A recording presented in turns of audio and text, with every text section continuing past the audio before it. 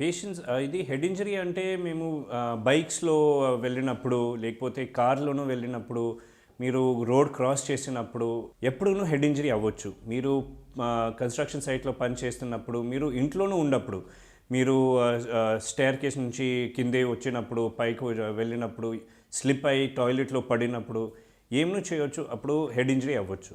ఇప్పుడు head injury అయితేనే first అంటే మీరు వెంటనే హెల్ప్కి కలవాలి. హాస్పిటల్కి వెంటనే రావాలి.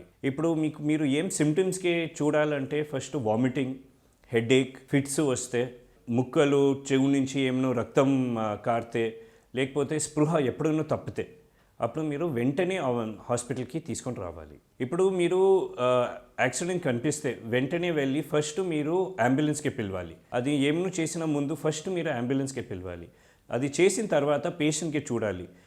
పేషెంట్ హోస్ట్లో లేకపోతే పేషెంట్కి సైడ్లో పెట్టాలి. సైడ్లో పెట్టిన తర్వాత వాడికి ఎక్కడ నుంచి బ్లీడింగ్ అయితే చెయ్యి కాలు ఎట్లా ఉంది అదంతా చూసుకోవాలి. బ్లీడింగ్ ఏమైనా ఉంటే ఫస్ట్ దానిపైన ప్రెషర్ పెట్టాలి ఆ బ్లీడింగ్ ఆపడానికి. తర్వాత చెయ్యి కాల్కి ఏమైనా ఫ్రాక్చర్ ఏమైనా ఉంటే దానికి స్ప్లింటింగ్ చేయాలి. ఇది అంతా అయిన తర్వాత అది వెంటనే హాస్పిటల్కి తీసుకొని వెళ్ళాలి. డయాగ్నోసిస్ ఎట్లా చేయాలంటే ఫస్ట్ మేము పేషెంట్కి చూస్తాము. పేషెంట్ ఎట్లా ఉంది, ఎక్కడెక్కడ దెబ్బ తగిలింది, ఫుల్ ఎగ్జామినేషన్ చేయాలి. హెడ్ టు టో ఎగ్జామినేషన్ చేసిన తర్వాత మేము హెడ్ ఇంజరీ కోసం మేము సిటీ స్కానింగ్ ఫస్ట్ తీస్తాము. సిటీ స్కానింగ్ తోటి మాకు తెలుస్తుంది కి బ్రెయిన్లో ఎంత దెబ్బ తగిలింది. దాన్ని బట్టి మేము స్పైన్ కోసంను మేము ఎగ్జామిన్ చేసిన తర్వాత స్పైన్ సిటీ చేసేసి మేము స్పైన్ గురించి మేము చెప్పొచ్చు ఎట్లా ఉంది. ఇప్పుడు హెడ్ ఇంజరీలో ట్రీట్మెంట్ 2 టైప్స్ది ఉంది. ఒకటంటే కన్జర్వేటివ్ మేనేజ్మెంట్ చేయొచ్చు. అంటే మేము మందులన్నీ ఇచ్చేసి ఐసీయూలో పెట్టేసి మేము అబ్జర్వేషన్లో పెడతాము.